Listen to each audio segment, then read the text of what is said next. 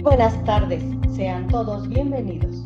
El Tribunal Superior de Justicia del Estado de México, a través de su Escuela Judicial, da continuidad al desarrollo de las actividades del Programa de Difusión de la Cultura Jurídica 2024. En este marco se presenta la conferencia en línea titulada Impacto de la sentencia de Campo Algodonero en México. Para disertar el tema, tenemos el honor de contar con la participación de la maestra en Derecho, Cecilia Mondragón Herrada, catedrática de la Universidad Nacional Autónoma de México y de la Escuela Judicial del Estado de México. Enseguida daré lectura al resumen curricular de nuestra distinguida ponente. La maestra Cecilia Mondragón Herrada es licenciada y maestra en Derecho por la Universidad Nacional Autónoma de México, en donde ha desarrollado profesional y académicamente las áreas de investigación jurídica, docencia y defensa de los derechos humanos. Fue becaria en el Instituto de Investigaciones Jurídicas de la Universidad Nacional Autónoma de México, en donde posteriormente ha colaborado en diversos grupos de investigación, entre otros los que destacan Derecho Constitucional y Derecho Comparado, Reforma Judicial, Derechos Humanos, de las Mujeres y Justicia de Género. Núcleo multidisciplinario sobre el derecho de las mujeres a una vida libre de violencia, derechos humanos y derechos universitarios en las universidades e instituciones de educación superior, los derechos de las mujeres en el espacio universitario, la protección del derecho a la salud de las mujeres indígenas. Fue profesora de tiempo completo en la Defensoría de los Derechos Universitarios, en donde colaboró para la creación y consolidación de la Cátedra UNESCO hacia un modelo de defensoría universitaria desde donde se identifica de manera específica la problemática de violencia hacia las mujeres en el espacio universitario.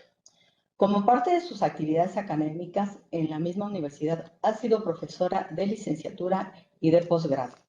En el ámbito docente, ha desarrollado programas de innovación en la enseñanza de la profesión jurídica en diversas áreas en las cuales se ha incorporado en el enfoque los derechos humanos, con especial énfasis en la perspectiva de género, así como la aplicación de las nuevas tecnologías de la información y la comunicación. Dichos programas se han impartido en la licenciatura y posgrado, y como parte del programa de actualización docente de la Dirección General de Personal Académico de la Universidad Nacional Autónoma de México, así como en el Centro de Capacitación y Formación Permanente del Senado de la República, en colaboración con el Centro de Investigación y Docencia Económica y del Colegio de México. Asimismo, ha impartido diversos cursos de capacitación en los que se encuentran los siguientes: los mecanismos internacionales, nacionales y locales de protección a los derechos humanos de las mujeres, en el taller de políticas públicas en materia de atención a la violencia contra las mujeres, impartido por el Instituto de Investigaciones Jurídicas de la UNAM, en colaboración con el Instituto de las Mujeres del Distrito Federal, hoy Ciudad de México, para miembros de Secretaría de Defensa Nacional, espacios y expresiones de violencia contra las mujeres, impartido por la Universidad Autónoma de Tabasco para personal, operadores del sistema de justicia y del Instituto de la Mujer de dicha entidad. Desde 2018 ha impartido clases en posgrado y en el área de capacitación a personal del Poder Judicial del Estado de México en diversas materias. Es conferencista y cuenta con diversas publicaciones en áreas de su interés. Actualmente, doctorante en estudios críticos de género de la Universidad Iberoamericana de la Ciudad de México. Bien, enseguida cedo el uso de la voz a nuestra distinguida ponente. Muchas gracias, Norma. Agradezco mucho la presentación, la maestra Norma Fernández. Para mí es un gusto siempre participar en las actividades de la Escuela Judicial. Quiero agradecer de manera muy cumplida la invitación al magistrado presidente del Poder Judicial del Estado de México, el doctor Ricardo Alfredo Sodicuella. También quiero agradecer al doctor Jaime López Reyes, director general de la Escuela Judicial del Estado de México, así como al personal de la sede de la Escuela Judicial de Texcoco, especialmente a su titular, la maestra Norma Fernández. Cuando me invitaron a dar esta pequeña plática, pensé mucho en el contexto de violencia que se sigue dando en nuestro país. Sabemos que es un tema generalizado, el problema de la delincuencia y de la seguridad ciudadana. No obstante, sí es importante hablar de manera específica por lo que hace a la violencia contra las mujeres y la justiciabilidad en torno a esta problemática. Elegí por ello el impacto de la sentencia González y otras, mejor conocida como Campo Algodonero, porque este año de 2024 se cumplen o se cumplirán 15 años de haber sido dictada esta sentencia. En unos meses más se cumplirán estos 15 años y creo que es importante hacer la evaluación de lo que ha sucedido en estos 15 años. En este sentido, eh, también considero relevante a 15 años de haberse dictado esta sentencia que no se pierda lo importante dentro de este contexto, que es la memoria de las víctimas. En este sentido, quiero hacer mención de manera específica a las víctimas de este caso en particular, Claudibet González, Esmeralda Herrera Monreal y Laura Berenice Ramos Monarres, cuyos cuerpos fueron encontrados en un campo algodonero en Ciudad Juárez el día 6 de noviembre del año 2001. Esto motivó una demanda que las víctimas demandaran ante el sistema interamericano, al Estado mexicano, ante la inactividad que se daba en torno a esta violencia sistematizada contra las mujeres, ya muy visible para este entonces. Es importante considerar, de pronto escucho, de manera muy reciente, escucho en ciertos espacios que esta violencia se empieza a detectar en el año de 1993, justamente en Ciudad Juárez. A propósito de esto, tanto la Comisión Nacional de Derechos Humanos como el Sistema Universal se dieron a la tarea de realizar investigaciones relacionadas con lo que estaba sucediendo. Por tanto, es importante considerar que esta violencia no surge en los años 90, sino que es una violencia que se va generando a lo largo del tiempo. Las estadísticas empiezan a reportar esta violencia porque es justamente en esta década en la cual se empiezan a hacer estos recuentos, en los cuales se empieza a hacer o a levantar la estadística por género.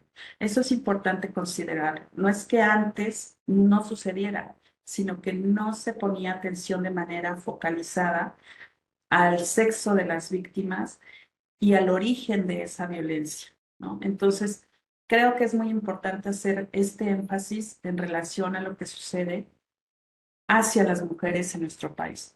Otra de las razones por las que elegí hablar de esta sentencia es porque lamentablemente creo que es una cuestión de dominio público.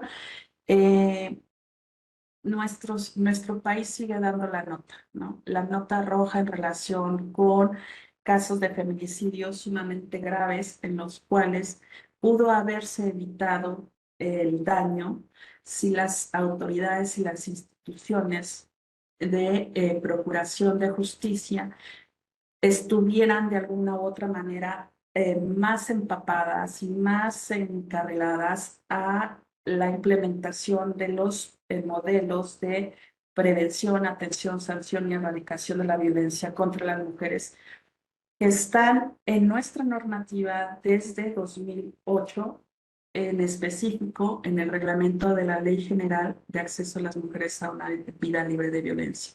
Entonces, este es el gran contexto y estas son las razones por las que creo que es muy importante no perder de vista lo que la sentencia González y otras trajo para nosotros o para nuestro sistema jurídico. Voy a compartir en este momento una pequeña presentación. Eh, es importante entonces volver a considerar lo que la sentencia González y otras mejor conocida como campo algodonero, trajo a la vida jurídica de nuestro país. Como he señalado, el caso González y otras contra México es una sentencia del 16 de noviembre del 2009. En ella se responsabiliza al Estado mexicano por la violación a los derechos a la vida, a la integridad personal, a la libertad personal en relación con la obligación general de garantía y la obligación de adoptar disposiciones de derecho interno. En este momento, nuestro marco normativo no tenía contempladas, salvo algunas normas en algunas entidades en la Ciudad de México, normas referidas específicamente a la violencia contra las mujeres y a la protección de las mujeres frente a esa violencia. También se responsabiliza por la violación o más bien por el incumplimiento del deber de investigar y con ello su deber de garantizar los derechos a la vida, a la integridad personal y a la libertad personal, así como a los derechos de acceso a la justicia y a la protección judicial. Asimismo, se responsabiliza al Estado mexicano del deber de no discriminación en relación con los deberes a la garantía de los derechos a la vida, a la integridad personal, a la libertad personal, así como en relación al acceso a la justicia.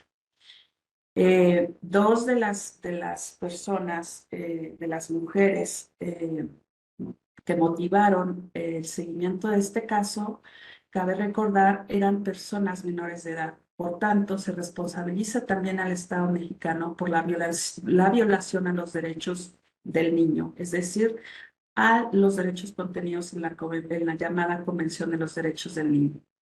También se responsabiliza por la violación al derecho a la integridad personal, por los sufrimientos causados, así como al derecho a la integridad personal por actos de hostigamiento por lo que hace a la familia de las víctimas, quienes fueron perseguidas y hostigadas por tratar de perseguir la verdad de los hechos y la justicia para sus familiares.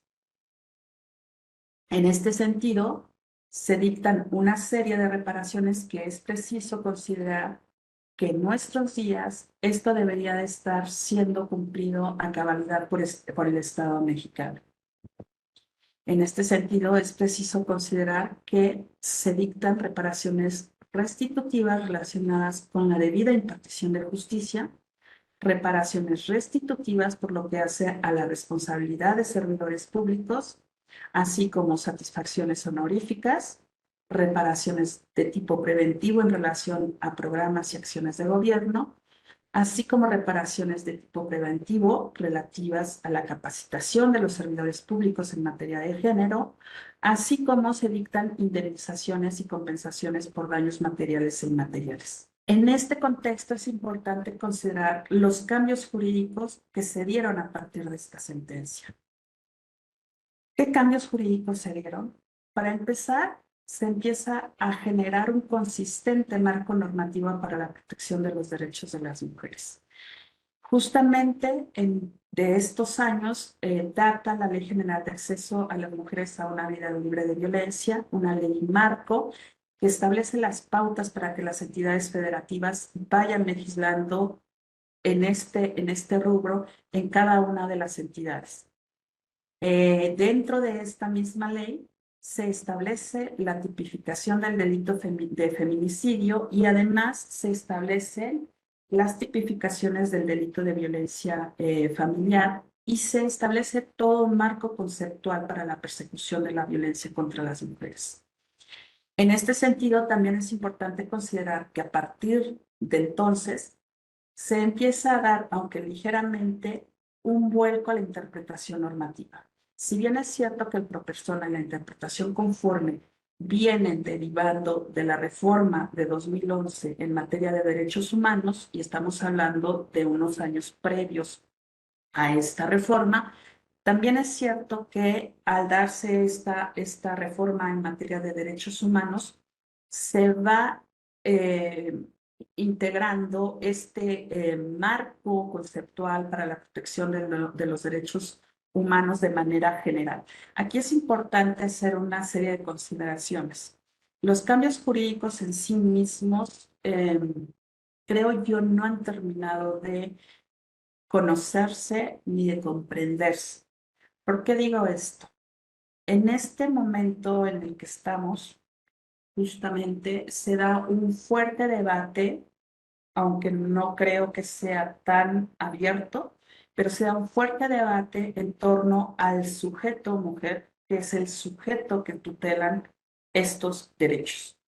Entonces, partiendo de esta problemática tan sustancial, creo que existen una serie de problemáticas en torno a la interpretación y, por tanto, la aplicación de la norma jurídica. Si bien es cierto, se ha venido como conociendo un poco más que existe algo que se llama violencia contra las mujeres, también es cierto que de pronto el concepto género ha empezado a dar una serie de vuelcos y una serie de desplazamientos que van quitando como el foco de una problemática que no termina de ser visibilizada y reconocida como una de las cuestiones más graves que se viven en el país, pese al índice de mujeres asesinadas en nuestro querido México. Entonces, es importante considerar que si bien se ha dado todo este cambio jurídico, también es cierto que existen una serie de problemáticas en torno a la interpretación de estos derechos. Por eso digo que se ha empezado a dar como esa interpretación de alguna u otra manera, ¿no? Incluso muchos de esos cambios jurídicos o de los cambios jurídicos en general han ido desplazando mucho al sujeto mujer y de pronto hay como una problemática compleja para la comprensión del el fenómeno mismo. Entonces, creo que es muy importante atender a las cuestiones sustanciales y contextualizar, que justamente es algo que se señala en esta sentencia de Campo Algodonero. Atender al contexto es fundamental en el caso de violencia contra las mujeres. Y no solamente al contexto en el que se dan los hechos de violencia, sino al contexto mismo de la formación de las leyes, es decir, rescatar aquello que es sustancial. Otro de los grandes impactos que tuvo esta sentencia, y por supuesto de la mano del cambio jurídico, fue la política pública. La política pública dirigida hacia o para contrarrestar la violencia hacia las mujeres. En este sentido, y creo también sigue siendo algo que despierta todavía resistencia, existen en la normativa los modelos de prevención, atención, sanción y erradicación de la violencia contra las mujeres. No me voy a detener en cada uno de los modelos, son modelos que existen, que son, están jurídicamente sostenidos, pero que a pesar de ello pareciera que las complejidades del sistema siguen generando mucha resistencia, ¿no? Incluso hay entidades en las que los municipios siguen resistiéndose, tal vez por cuestiones de recursos, a la participación de, el sistema nacional que articula toda la política pública, pero insisto, hay temas todavía de capacitación y de seguimiento de esta política pública que es sumamente importante para prevenir, atender, sancionar y, en el mejor de los casos, erradicar esta violencia contra las mujeres. Comentaba hace un momento la reforma de 2011, la llegada de la reforma en materia de derechos humanos que establece en el artículo primero, párrafo tercero de la Constitución, un mandato de debida diligencia a través de una serie de obligaciones genéricas, como es la promoción, el respeto, la protección y la garantía. en este caso de los derechos de las mujeres. Y por el otro lado, ante la vulneración, los deberes específicos de prevención, investigación, sanción y reparación. Aquí es importante volver a abrir un paréntesis para hacer una serie de consideraciones. La reforma que da cabida a todo el modelo de política pública para las mujeres, para atender la violencia contra las mujeres, viene de la mano de la Ley General de Acceso de las Mujeres a una Vida Libre de Violencia. Esta ley se publica en el año de 2007. Estamos hablando que en el año de 2008 se da una reforma en materia de justicia penal. Y pareciera que la lógica de la implementación haría que se diera la coherencia entre estas políticas públicas. No es la excepción, ¿no? Así se ha dado o se da en general en las políticas públicas. Pero hay quien habla ya de la necesidad de dar coherencia a estas políticas públicas. Es decir, no podemos dar por hecho que se van a conectar, que se van a anclar tanto la política pública para la protección de los derechos de las mujeres y el acceso a una vida libre de violencia y la reforma en materia penal, que hoy, a varios años ya de haber entrado en vigor completamente, se observan diversas áreas de oportunidad para seguir adelante. Una de esas áreas de oportunidad justamente que se han señalado en estos seguimientos, en estos ejercicios de seguimiento de la política pública en materia de justicia penal, es precisamente la capacitación. La capacitación, creo yo, es uno de los talones de Aquiles de nuestro sistema normativo, de nuestro sistema jurídico, pero creo yo que debemos avanzar a una capacitación con modelos integrales que identifiquen la importancia de las fuentes normativas o de las fuentes de derecho para generar un círculo virtuoso en el cual se conozcan y se comprendan estos derechos para hacerlos justiciables. En este sentido, y de la mano del mandato de debida diligencia, es importante considerar que la promoción es la obligación general de orden sustancial que implica prever a las personas de toda la información necesaria para asegurar que sean capaces de disfrutar sus derechos, así como tomar medidas para sensibilizar a las personas en materia de derechos humanos con el fin de que se respeten y se promuevan. En este sentido, es importante señalar que se trata de dar a conocer el significado de este derecho o del derecho.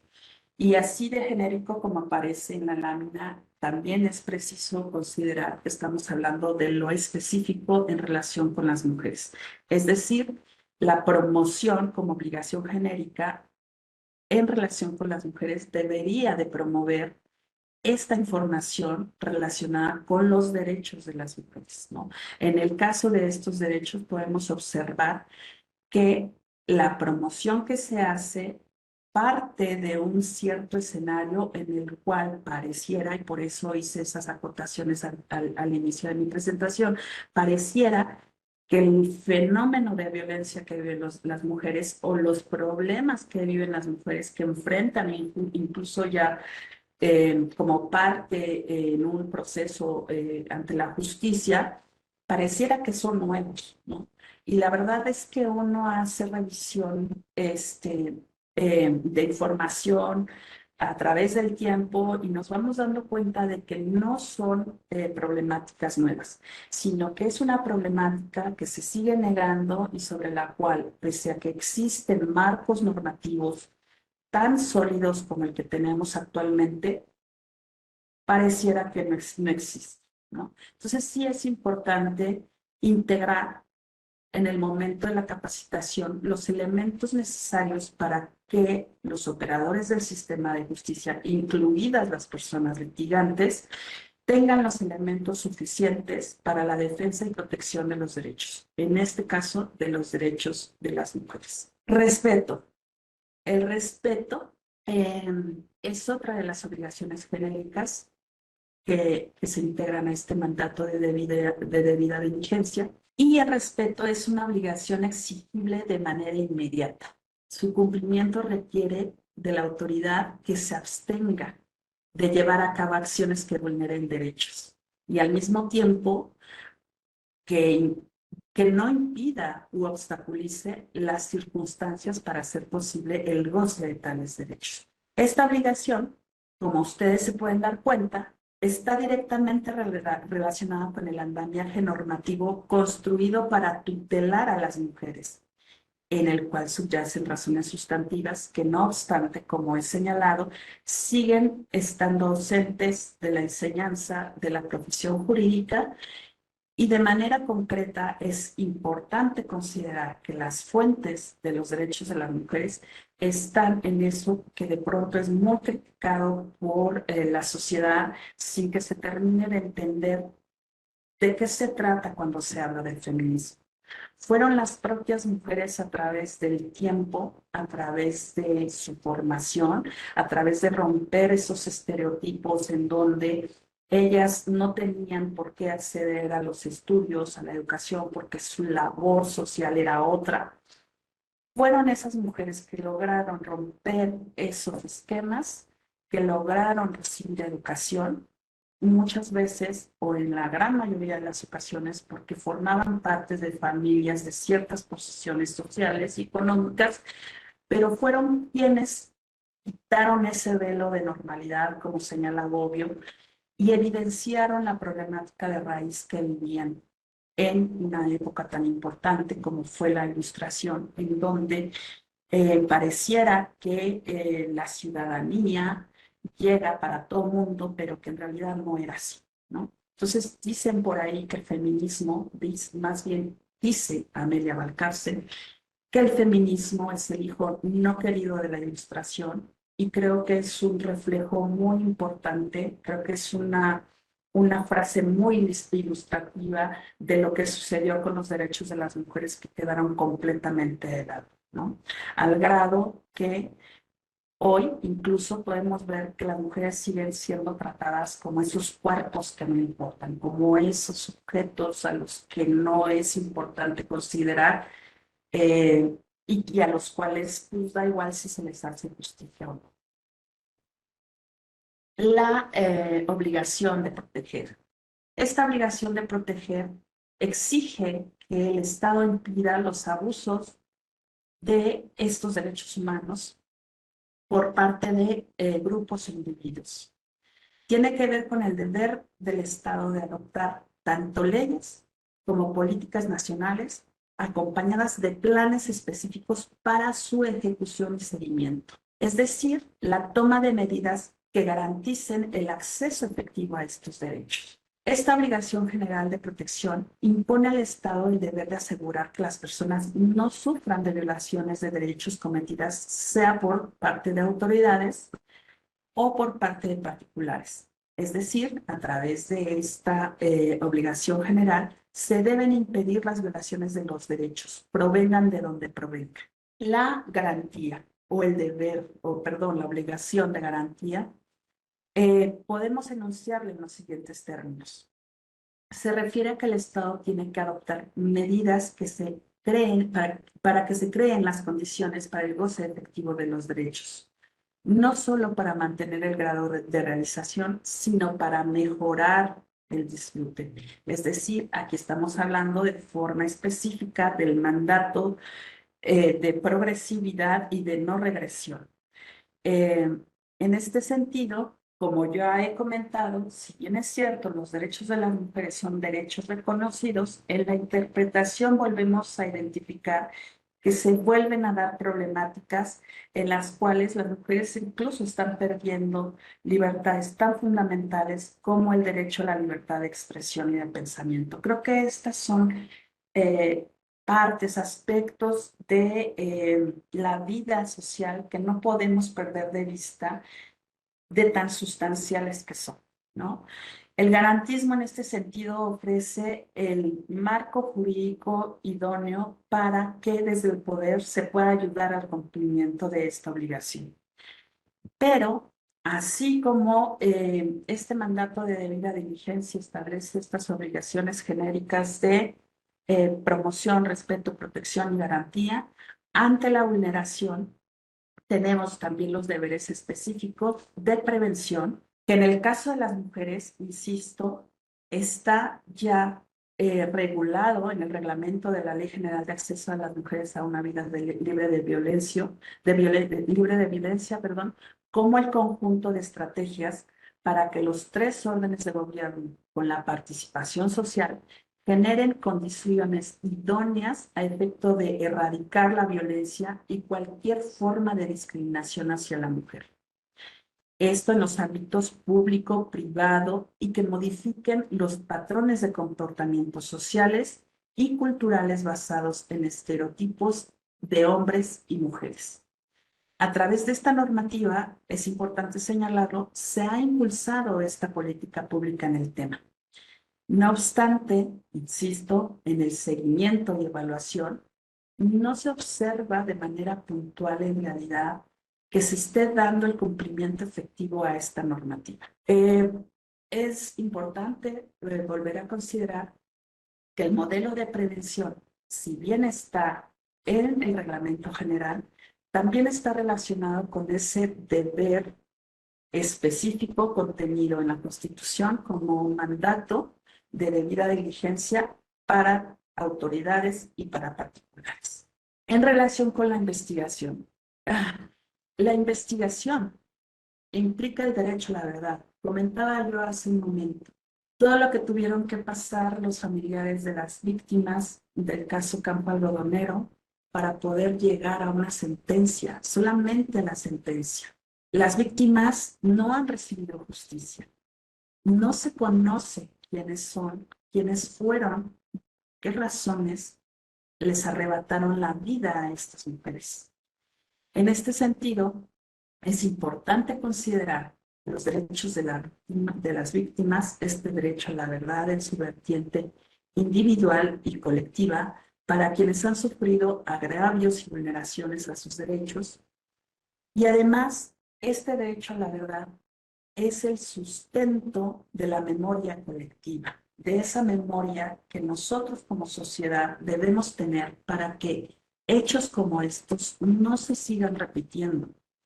En este sentido, la investigación es un deber esencial del Estado.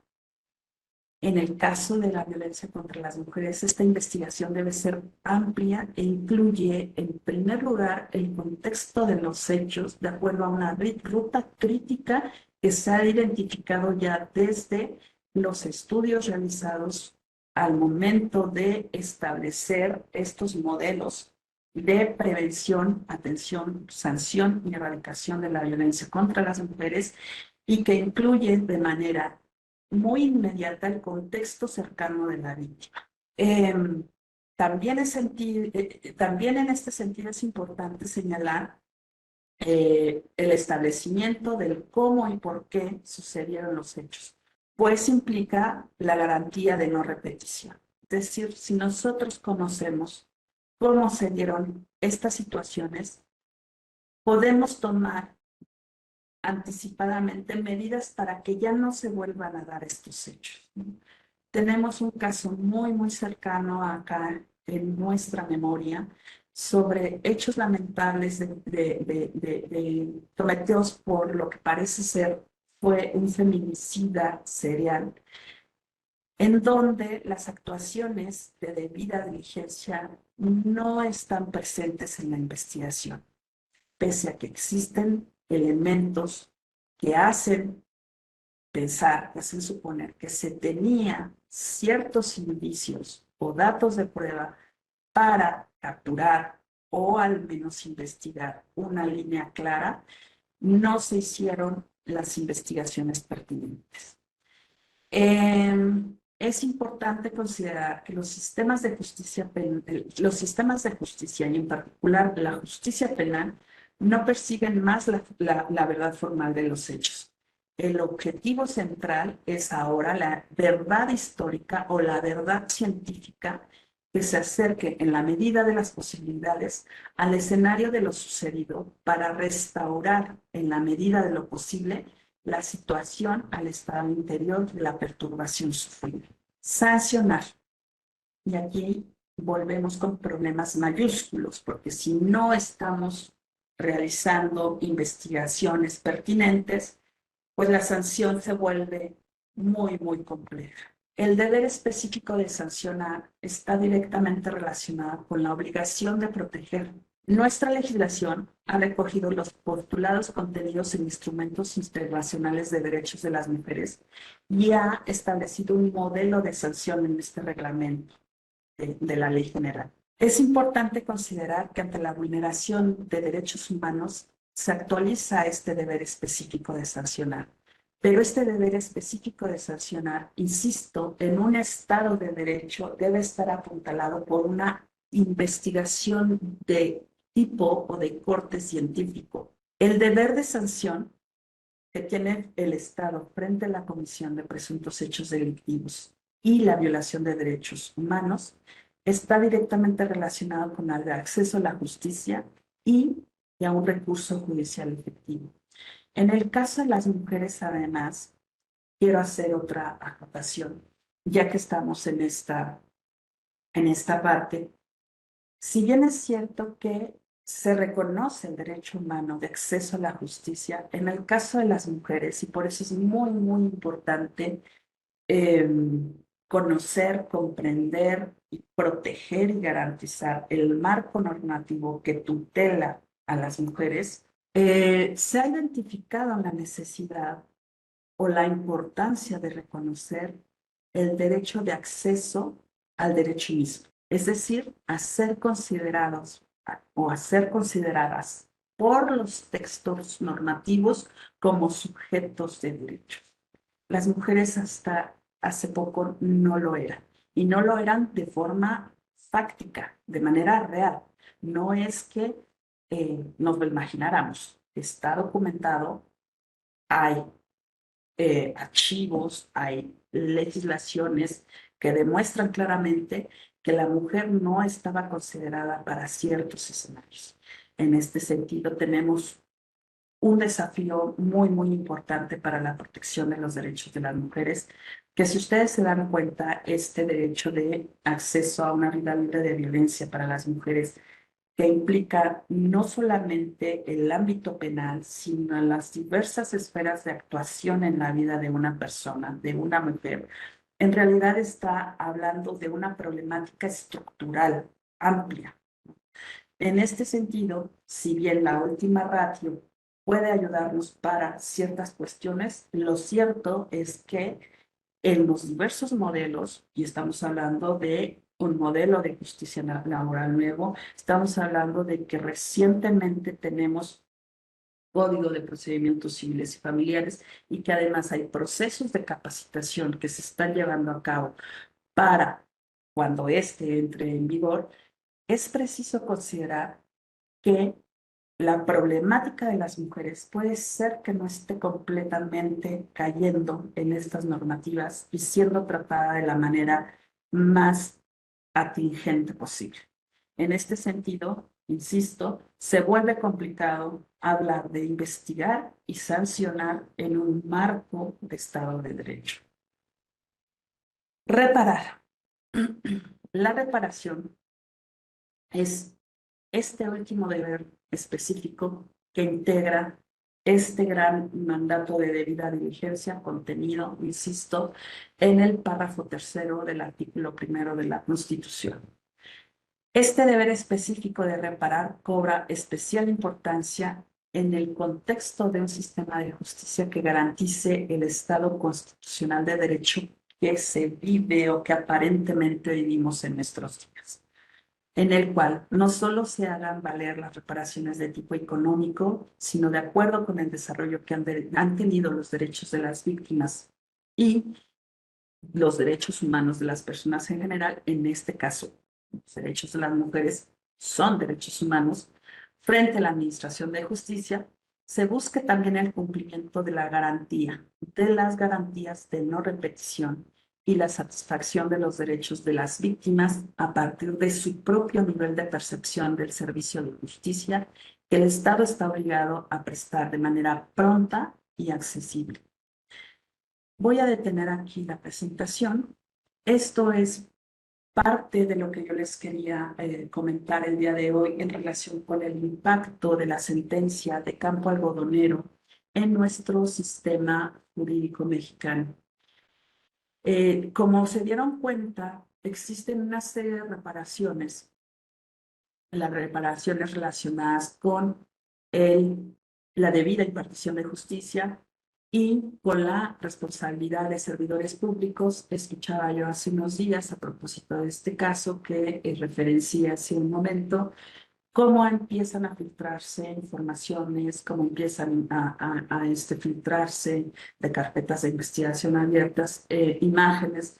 Y me pregunto en realidad qué es lo que sucede con este tipo de situaciones si una cosa así no puede ser atajada desde las fiscalías. Creo que tenemos grandes desafíos enfrente. Creo que las mujeres seguimos siendo sujetas de una serie de vulnerabilidades importantes, pese a todo un marco normativo. Pero insisto, creo también que es importante que a través de casos como este, la memoria histórica no nos olvide y nos haga pensar en mejores posibilidades, en mejores escenarios de vida para nosotras, para nuestras hijas y para las futuras generaciones, porque pensar en un mundo completamente tecnologizado, con un avance tan importante de posibilidades, pero que no ha sido capaz ni medianamente de llevar justicia a los más vulnerables, pues tendríamos que pensar qué es lo que humanamente estamos haciendo. Esta ha sido mi reflexión, mi participación por lo que hace al impacto de la sentencia de Campo Algodonero, que ha sido más pensada para hacer reflexionar como operadores del sistema de justicia, como académicas, académicos. Tenemos la importantísima labor de echar a andar un andamiaje normativo que es muy complejo, es sumamente complejo, pero creo, yo confío estimo que las tecnologías pueden ayudarnos a establecer mejores escenarios en los cuales estas escenas, esta violencia, este tipo de eh, sociedad vaya quedando atrás. Si no es así, creo que estamos avanzando de manera muy poco responsable hacia una sociedad en la cual incluso los derechos humanos pueden ser afectados en términos generales, no nada más para las mujeres, sino para la ciudadanía, para los ciudadanos en general. En este sentido, insisto, me parece importantísimo no perder de vista lo que ha significado esta sentencia, no solamente para México, para la región americana y para el sistema universal, en donde lamentablemente pareciera que las mujeres seguimos siendo desplazadas por una serie de narrativas en las cuales nuestras problemáticas siguen quedando de lado. Muchas gracias.